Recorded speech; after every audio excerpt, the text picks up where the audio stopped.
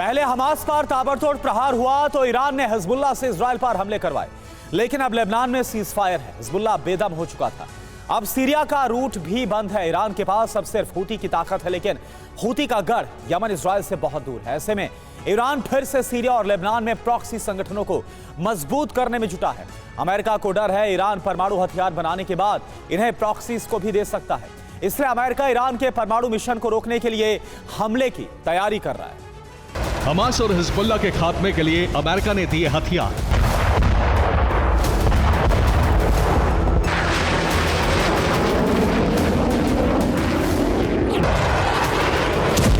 Lebanon और Gaza अमेरिकी बारूद से खंडहर बना।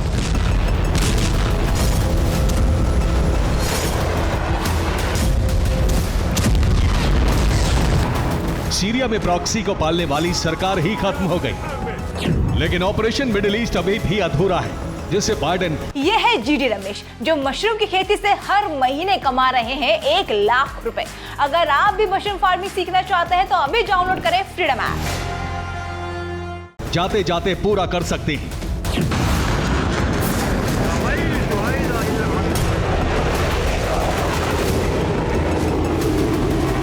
इजराइल की मदद से अमेरिका ने अरब में ईरान के 2 प्रॉक्सी संगठनों को बेहद कमजोर बना दिया।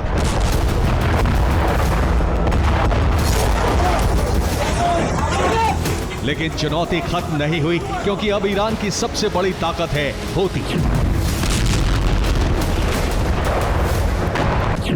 हूती लगातार इजराइल पर हमले कर रहा है। हिजबुल्लाह को ताकतवर बनाने की कोशिश जारी है।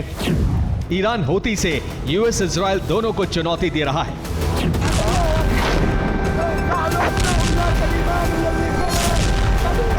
नए साल में इजराइल और अमेरिका मिडिल ईस्ट के शेष बची योजना को पूरा करने में जुट गए हैं।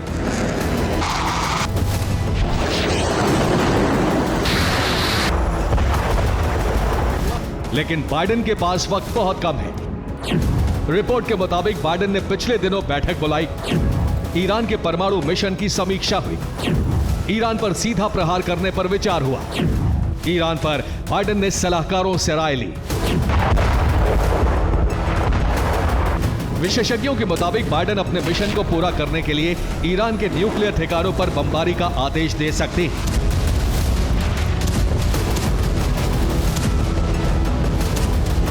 इजराइल ने पिछले दिनों ईरान पर हवाई हमला किया था।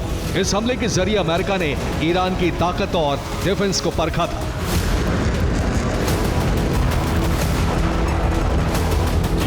ईरान से इजराइल पर बड़े हमले का खतरा था। ईरान के खिलाफ अमेरिका ने बड़ी तैयारी की थी। इजराइल को बचाने के साथ जवाब देने की तैयारी थी। इसलिए माना जा रहा है कि अमेरिकी सेना बाइडेन के एक आदेश पर ईरान पर हमले कर सकती है। ईरान के न्यूक्लियर ठिकाने और सीक्रेट हथियार ठिकानों का पूरा ब्यौरा अमेरिका और इजराइल के पास है। यानी टारगेट तय हैं और उन पर हमला करने के तरीके भी पहले से तय हैं। इंतजार सिर्फ बाइडेन के आदेश का है।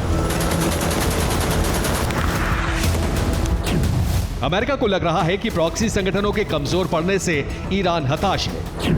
सीरिया की वजह से रूस भी नई नीति बना रहा है। रूस ईरान अमेरिका पर दबाव के लिए बड़ी तैयारी कर रहे हैं। ईरान रूस की मदद से एटम बम बनाने का ऐलान कर सकता है।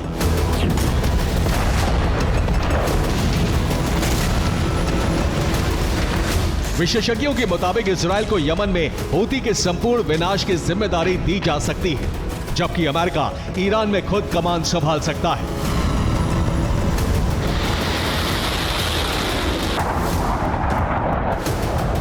ईरान को लेकर ट्रंप की जो नीति रही है, उसे अभी से शुरू कराने के लिए भी बाइडेन सत्ता छोड़ने से पहले ईरान पर हमले का आदेश दे सकते हैं। हालांकि ईरान के परमाणु और हथियार ठिकाने अमेरिका के लिए बड़ी चुनौती है।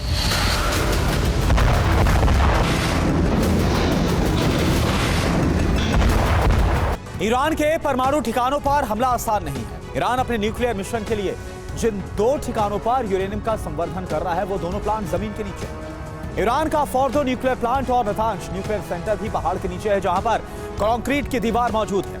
ये ठिकाने जमीन से कई मीटर नीचे, इसलिए इन्हें मामूली बम से तबाह नहीं किया जा सकता। ईरान ने अपनी मिसाइल और ड्रोन को रखने के लिए भी अंडरग्राउंड गोदाम बनाया हुआ है। इन ठिकानों पर पहाड़ का मजबूत कवच है, इस पर धमाके बेअसर होते हैं। इनकी एंट्री पर हमला मुमकिन है, लेकिन ये धमाका झेलने की ताकत रखते हैं, क्योंकि यहाँ पर कंक्रीट की दीवार बहुत मजबूत है। ईरान के पास एयर डिफेंस का मजबूत कवच भी मौजूद है। ईरान में तेहरान, इस्फहान और फारस की खाड़ी में एयर डिफेंस तैनात किया गया।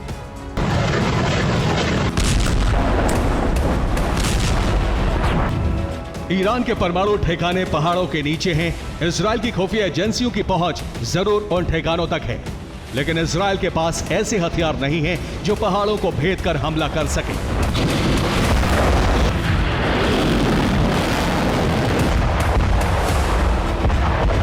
ईरान के इन पहाड़ों को भेदने के लिए अमेरिका के शक्तिशाली बम की जरूरत है।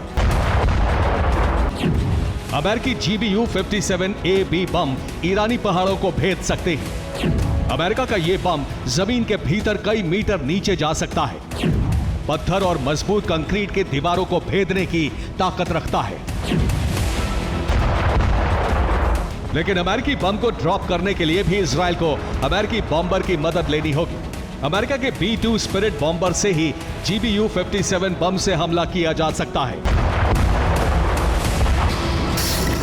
दूसरी तरफ यमन भी इजरायल से 2000 किलोमीटर की दूरी पर है, इसलिए अमेरिका अरब में ईरान को बेदम बनाने के लिए खुद अभियान छेड़ सकता है।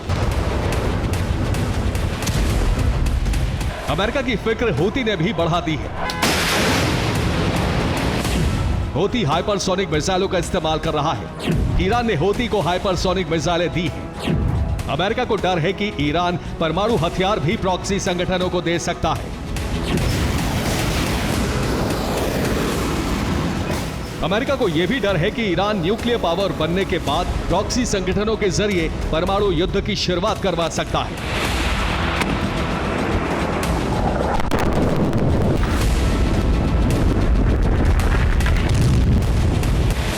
संयुक्त राष्ट्र संघ की एजेंसी जो दुनिया भर के देशों की परमाणु गतिविधियों पर नजर रखती है, उस IAEA यानी इंटरनेशनल एटॉमिक एनर्जी एजेंसी ने भी कहा था कि ईरान ने 10 से 12 परमाणु बम बनाने लायक यूरेनियम का संवर्धन कर लिया है।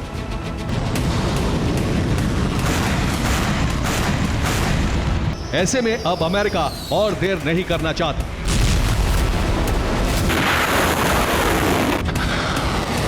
एक रिपोर्ट के मुताबिक हिजबुल्लाह को फिर से ताकतवर बनाने की कोशिश शुरू हो गई है। हिजबुल्लाह को बहुत बड़ा फंड ईरान की तरफ से भेजा जा रहा है। हूती लगातार हमले करके साबित कर रहा है कि इजरायल और अमेरिका प्रॉक्सी से मुक्त नहीं हो सकते। इसलिए 2025 की रणनीति यही हो सकती है कि इजरायल हूती को खत्म करे और अमेरिका प्रॉक्सी संगठनों के सबसे बड़े आका ईरान को कमजोर करे। Bureau report, TV9, Bharat.